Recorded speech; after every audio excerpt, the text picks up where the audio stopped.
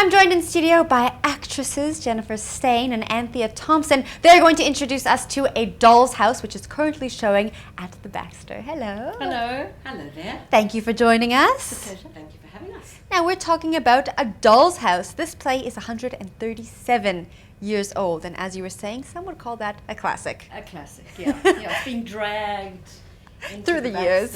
but Yes. not kicking and screaming. It works. Yeah, It deals this with is a. things- It's got a contemporary adaptation by Christian Olwachen, who's the director, and the winner of the Standard Bank Young Artist last year. And his adaptation is extraordinary. So a modern audience can just are right in there with this play, but it holds all the stuff of the original.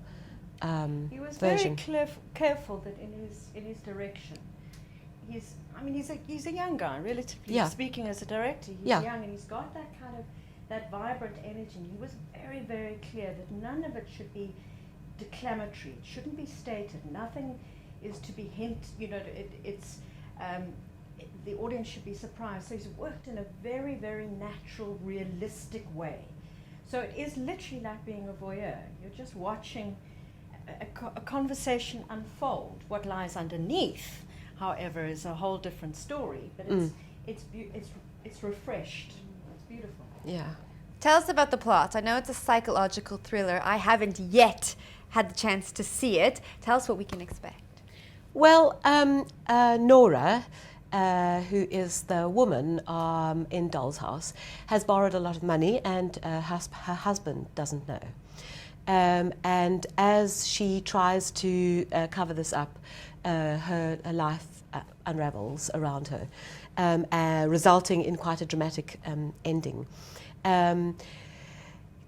For me to talk about the plot is not really that interesting because it's fantastic. You should come and see it.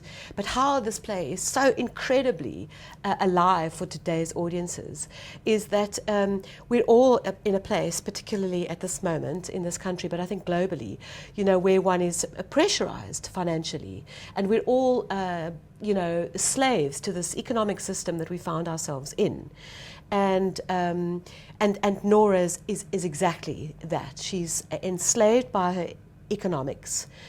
She's enslaved by her relationship with her husband, which is one where she hasn't found a voice. And the play is about that finding of that voice. And it's a classic. It's Ibsen, and it is very funny. It's just really funny, but the heart underneath, every woman that comes in there sees themselves in Nora. And then what's very beautiful in the way it's been directed is that nobody's guilty. So the male character is not guilty, the female characters are not guilty, but we're all responsible and battling to find our way in this world where, kind of globally, I feel there's a collective consciousness now where we've lost our soul's code somewhere. We know something's wrong, but we don't know how to get there. There's almost like if you think of all the characters, there's a codependence. They're all Yeah. in a way, they're enablers to each other. Yeah. And it's hard as that eventually break down. How do we work out?